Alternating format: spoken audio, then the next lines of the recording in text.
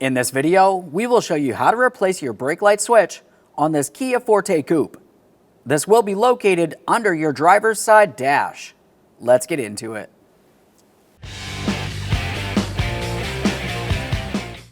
A couple quick notes before we get started on the installation process. You need to make sure you have this in the proper adjustment, otherwise your brake lights aren't going to function properly. There's two things that we're going to pay attention to for this. Before you start removing the original, you want to pay attention to the approximate location of this nut here. What you'll find is that on one side of the nut, you're going to have a bracket, and then on the other side of the bracket, there'll be a second nut, locking these two areas together, holding it in place. That's important to take note of. But not only that, we also want to pay attention to this white plunger right up along the top here. If you were to gently press this in, you'll find that it goes in quite a bit, and then it wants to stop. But if you press a little bit harder, it does continue going in further. What we're paying attention to is just how far you need to press it in before it feels as though it stops. That's approximately where the switch will activate the brake lights. With all that said, let's start our installation. Under the dash, we're locating the brake pedal arm, and at this point, you can see the brake pedal switch. Before we start removing this, go ahead and press on your brake pedal, and we'll be paying attention to that actuator tab. You can tell as I push the brake pedal, it continues coming out. Once I go a little bit further here, it actually fully releases that. Once again, we want to make sure we have the proper adjustment here. So when you do release the brake pedal, your brake lights will turn off. But once you start pressing on the pedal, it goes down just a tiny bit before the brake lights turn on. You don't want to have it to the point where once you hit a bump, it makes your brake lights flicker. Let's continue on to the electrical connector. For this, you want to squeeze in on the locking tab and just carefully pull it out of place. A quick inspection for corrosion and set that aside temporarily. That looks good. Continuing from here, we're going to be using a 14mm wrench. We only need to use it on one of the nuts, and we're going to go on the outer nut right here.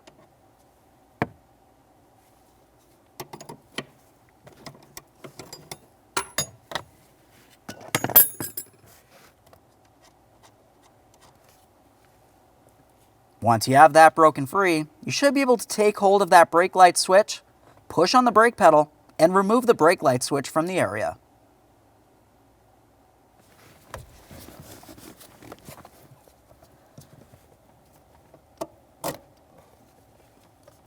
There it is, friend. On your original brake light switch, we have to remove the outer jam nut here. We're going to be reusing that. Let's turn this counterclockwise. While we still have this in our hand, pay attention to that gap. As you can tell, the first nut is extremely close to the base of that brake light switch. That's where we want to have our starting nut on the brand new brake light switch as well. You could take a measurement if necessary, but this looks like it's pretty much close enough. We'll transfer over that jam nut. Leave a nice gap in between the two there. Pay attention to the end plunger here. Once again, you should be able to press it a little bit, feel some resistance, and then it continues on. Let's get this in the vehicle.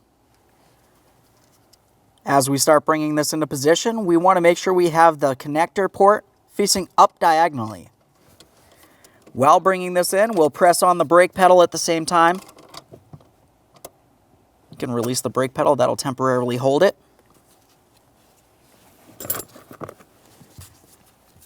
At this point, we're going to snug up the outer jam nut here. Once we've done that, we'll make our way to the electrical connector and test the functionality. We may have to make adjustments, either bringing the brake light switch in or out. Once again, we need to make sure the brake lights are working properly. This is a safety concern.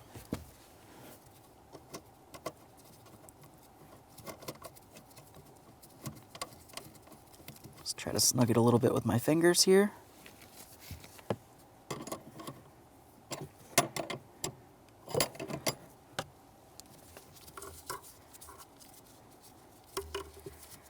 Let's get this electrical connector on here now. Press it in, listen for a click. Now it's time to test the functionality. This is easiest with two people. One of us is going to be underneath the dash, pushing on the brake pedal. The other person needs to be outside watching those brake lights. What we're aiming for here is to carefully start pressing on the brake pedal. Typically, you want to be able to press this just a tiny bit with no brake lights, but have that next portion where you actually really press on the brakes and the brake lights turn on.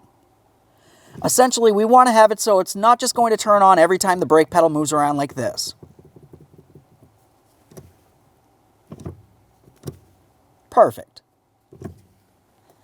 If you found that your adjustment was incorrect, to make the adjustment, make your way back to the jam nut. We're going to break this free. I'll just turn it a thread or two here. Once you have movement from there, we can either make our adjustment in or out as necessary by turning the inboard mounting nut here. Once you've made the adjustment to where you feel as though you need it, go ahead and resecure it with the outboard nut. That's the jam nut. Just get this approximately where it should be and snug it up again.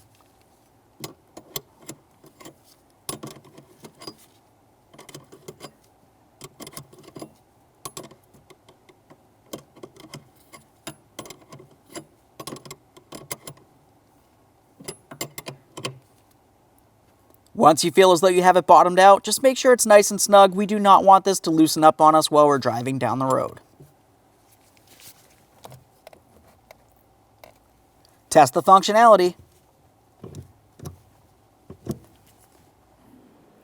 Okay, friend, we finished our installation. One last inspection. Let's go ahead and test that brake, please. Perfect. Go ahead and release. Thanks for watching. When only the best will do, demand TRQ. The only company that lets you view before you do. TRQ is committed to offering the highest quality aftermarket auto parts that are engineered for peace of mind. Thanks for using and viewing with TRQ.